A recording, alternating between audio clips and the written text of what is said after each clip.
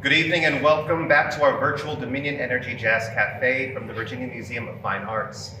Tonight, with fresh, fair faces and very casually clad tonight, we welcome the Chet Frierson Quartet for another evening of stellar music. Gentlemen, thank you.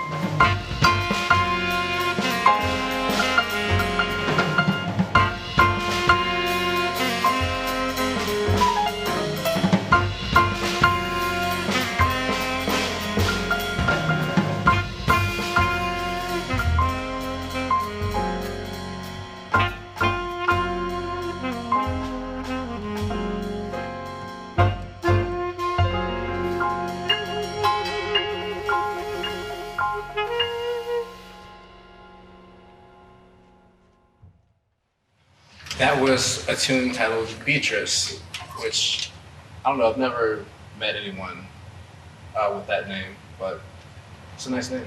Beautiful song.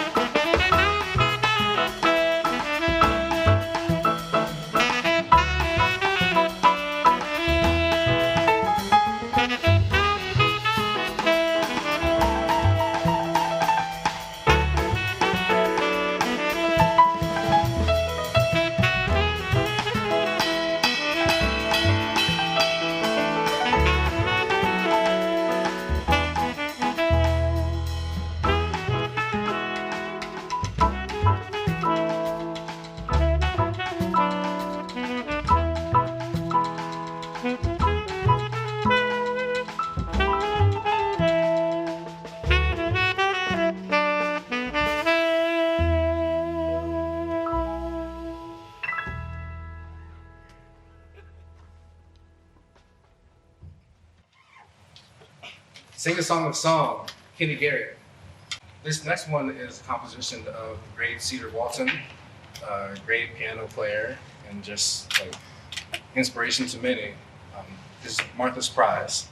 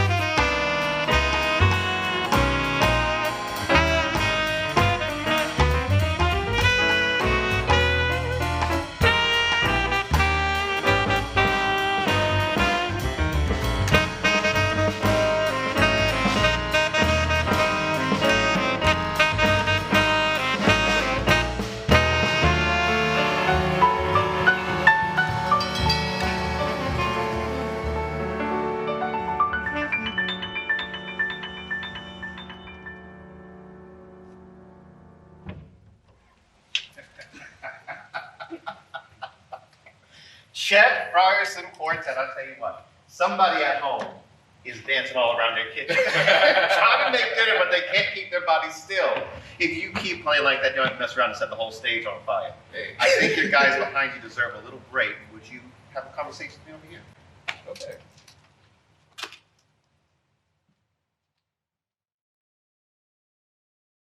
Chet, thank you so much for that first set of music. I know everyone at home is digging on it just as much as I am.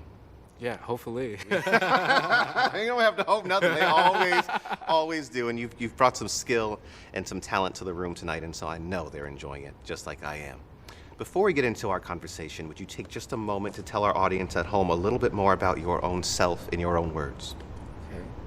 So I'm originally from Richmond, born and raised, came up through Richmond Public Schools and whatnot. Summertime is it's my favorite time of year, I'd say. Like this, I guess we're almost in summer right now, but been like going to the river more and more, just exploring the area, just like always finding like new different spots, or just like feeling the water starting to like warm up, like just good enough to like really be in it and like actually enjoy it. So that's really cool. I'm just a guy. I just like to have fun, hang out with my friends, play music, and mind my business. Speaking of music, then, Chet, where does the love for this craft come from? Why did you become a musician in the first place? So I became a musician before I really even knew that I became a musician. When I was young, I was like brought up in the Baptist church. So we were fortunate enough to go to Good Shepherd Baptist Church, and like the music just like always stuck with me, like either like the hymns or like anything like that. Sometimes I would just like hear like something that would appeal to me, and it would just like repeat and repeat and repeat and repeat in my head, and like sing it or just like think about it. It's a good experience. And then later on, we took piano lessons, and then come time for the third grade, my brother started playing saxophone before I did. Oh, wow. And then I got it. It was an alto saxophone in the third grade, and I just came up through my band program and just began to like cultivate like a deeper love for music, like listening to it, playing it, being around people like around it. Like the band room was like always like my favorite place to be in school. So I'd be like, yeah. So you know what I'm talking about. It's just like a very comfortable thing, and like I'm fortunate enough to have like very good teachers as well. Just like tremendous human beings that taught us about the responsibilities, like on the stage, off the stage, in home, like life lessons, as well as music theory, and things like that. That's a very important point. I'm always interested when I talk to musicians, particularly and almost exclusively jazz musicians, about why did you pick the music that you've picked? You could be playing anything. Why jazz? I grew up with a dad who like specifically like played like kind of blue, like sometimes in the car, like in the house, like that was like my introduction to like jazz. And then like my mom was like very much into like Ray Charles and like different like Motown artists, and like grew up a little bit more, like TLC and Vogue and things like that. That's a different conversation. But like as I just like came through like my upbringing, there was just like constant like flow of good music that was just like surrounding me, and that I was able to just be present to. And as the time kind of came for me to like get into it, just like felt like the right thing to do. There's just like this little invisible like string just like pulling me like into this thing, and I love it. An invisible string pulling me into that's powerful. Something beyond yourself, leading you to what is clearly the path you're supposed to be on. I'm interested. I told you I was going to ask you. Why did you switch to tenor saxophone? You start with alto. Why is the tenor where you land? So with the tenor saxophone, I guess it's a sound that people really like to hear more than alto. Some people are concerned like, oh, alto is too shrill. So as a saxophone player, as well as learning to play like flute and clarinet, if you go in like more like a theater direction or like big bands or whatever, playing the other saxophones is like as important as that, or even more, because like there's going to be more need for like a tenor saxophone than like 4 bars of flute somewhere in some chart at the bottom of someone's basement or something. So yeah, the tenor saxophone is just great, and I get work playing the tenor saxophone as well. So that really helps a lot. That is a great point. That is a great instrument like the tenor saxophone, or someone at home needs to pick up a French horn, get you a scholarship, a bassoon, an oboe, a viola, pick something up and get you that right scholarship at home. I want to know about your education. Who were your teachers, and what were the great inspirational moments you gleaned from them? I'll start from the beginning. We had James Pettis, a piano teacher. He taught our lessons. Glenroy Bailey, a flute player, was the one that got me started off on the saxophone. For real? He was here a couple weeks ago. Yeah? I haven't seen him in like a few years now, but he was just like, I don't know, he was just always so kind, and, you know, especially for kids, you know, who don't sound great or didn't at the time, you know, to really be able to like teach the class in a way that, you know, fostered like most of the kids in there to continue playing music like after we had matriculated like through that school. It's just priceless. So went to Lucille Brown. After that, I had Charles Newton, and he's an incredible man. Meticulous attention to detail is what I learned from him. And came through Huguenots Marching Band, Chris Mosley, Will Prentice, Greg McCallum at Richmond Community High School. You know, just like 3 more like great teachers taught us about different like ensemble, you know, like just bigger attention to detail things, ensemble things, stage presence, and I guess just like getting us out there. Like Richmond Community had a small jazz program, and Mr. McCallum decided, hey, we're gonna go in the jazz band route, and he was the one that got us out like in the community, like playing for different events, or, you know, public events, private events, you know, Richmond Public Schools, something. And like those experiences then inform the experiences that I have now, or like even like through college, you know, dealing with, you know, Doug Richards, J.C. Cool, Taylor Barnett, Tony Garcia, you know, all of those skills that I learned through there, you know, those are more, I guess, like academic things, but the Richmond scene was always there, always going to different shows like outside of school, because like that's where like the, you know, the practical application, you know, the real education is, you know, seeing how people like take this out into the field. That's exactly right. Witnessing it and being a part of it, putting yourself in it, giving yourself the opportunity to play. You've mentioned in your story just now many of the people who've been on this show. It's important to me to accent or to talk about the power of the educator in the life of the student. It's always my hope that someone watching this learns something, maybe about music, or maybe certainly about the guests, but about themselves. Maybe you've inspired some young tenor saxophonists to pick up the craft and come behind you. Perhaps. I would hope so. I mean, I used to play the saxophone. I never played like you, but I had a little more. I thought, well, maybe I better pick up a horn and see where that takes me. You're performing now. You're becoming better known in this community. Where do you hope this is taking you? I hope, most immediately, I hope it takes me in a direction where I can pay my student loans. Yeah, preach. So I've like done different research into like cruise ship opportunities. I got like involved like with the theater community. It would be like marvelous to like pick up some of that work, like once more like restrictions and regulations lift and things like that.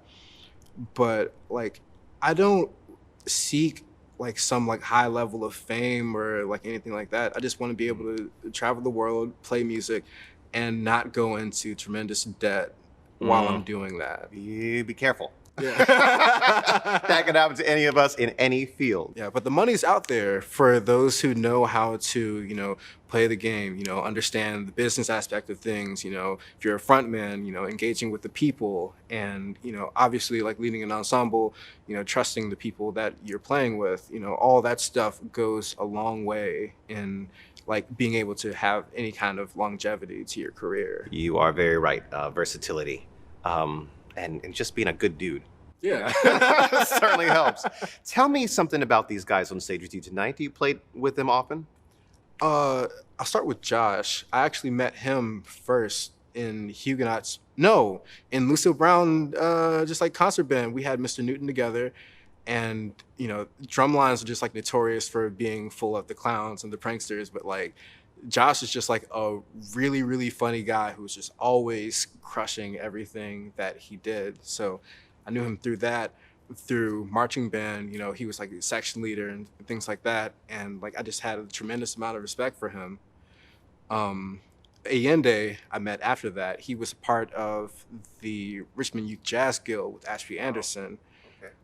I met him like one time when I like tagged along there, and then we played a high school talent show at my school, and then after that we like lost.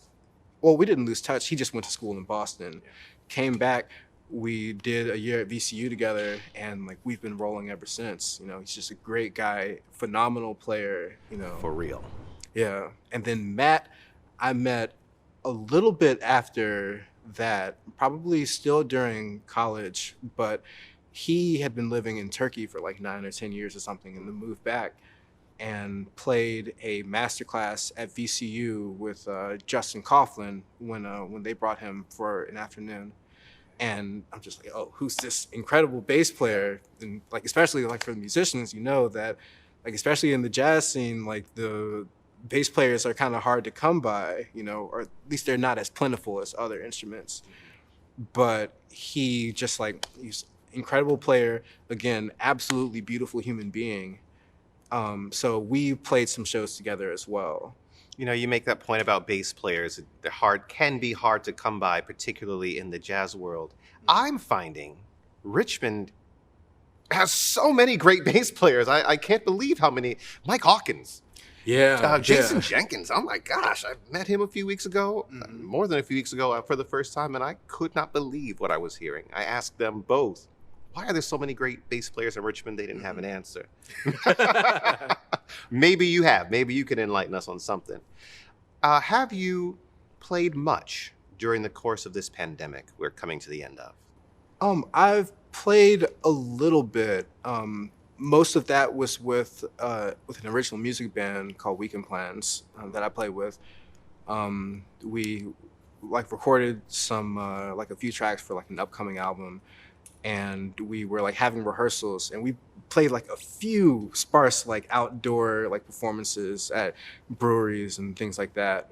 But as things have started to warm back up, like things just like started to come back. So like even with like the occasional like jazz show on someone's patio or something like that, these things have just kind of like snowballed into like bigger and bigger things, and like just the opportunities are like starting to come back. So it's time to be out, time to engage and bring the music to the people, and for us to like really dive back into the music and see what different perspective we come from this situation. Well, I congratulate you and commend you on your work and on your success. You found your name on a list of musicians like Desiree Roots or Plunky or Miramar, who have appeared on this show, and now the Richmond Jazz Society has got you on their list. That's how you ended up here tonight. And I know that once we're fully open, the museum, for those of you at home, but we're not yet having our in-person concerts. But when we do, man, I tell you, I throw a good party. We're gonna call you up and have you play your horn for one such occasion, if you're interested. Or a few. Or a few. Okay, I guess that's a yes. I guess we've got you booked good and solid. Well, I could talk your ear off the rest of the night, Chet, but I've promised the folks at home one more set of music. Are you ready to give that to them? I think we can find something to do. I hope so. Those of you at home, sit back, relax, enjoy the rest of the show. Chet, thank you very much. Thank you. 1, 2, 1, 2, 3, 4.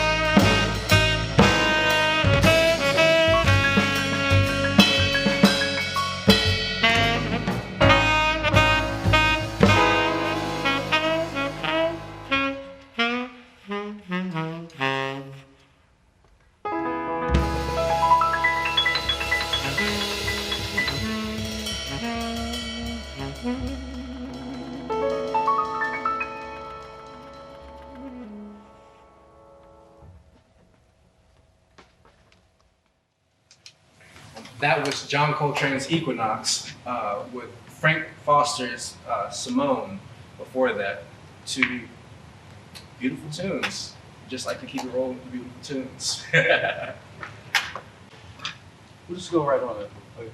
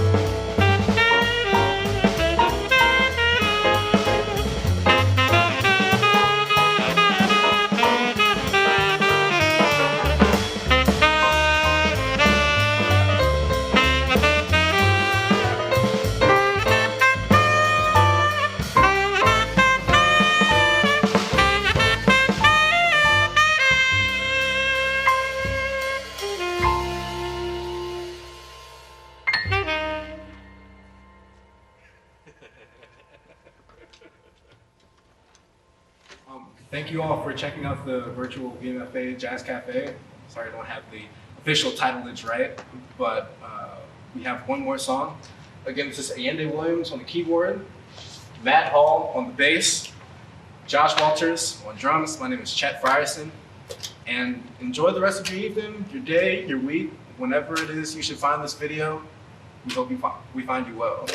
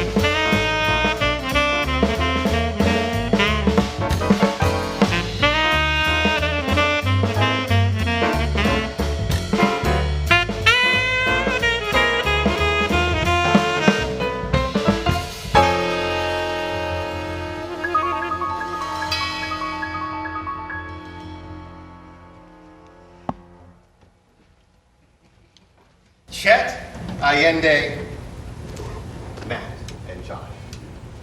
One hell of an ensemble, bringing us one hell of a night of music. Thank you, fellas, for sharing your craft. Absolutely. Thank you, B.J. Brown, Richmond Jazz Society, for sending us the gentleman on stage with me here tonight. Thank you to Dominion Energy for continuing to sponsor events just like this so that art and music stays alive in our city.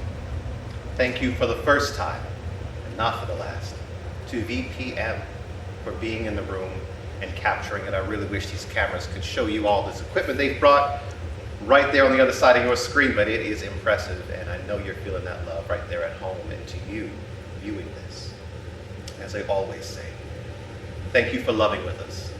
Thank you for listening to us, and thank you for learning from us. From the Virginia Museum of Fine Arts on the Leslie Cheek Theater stage in Richmond, Virginia, this has been your virtual Dominion Energy Jazz Cafe. I'm still Robert Bernard.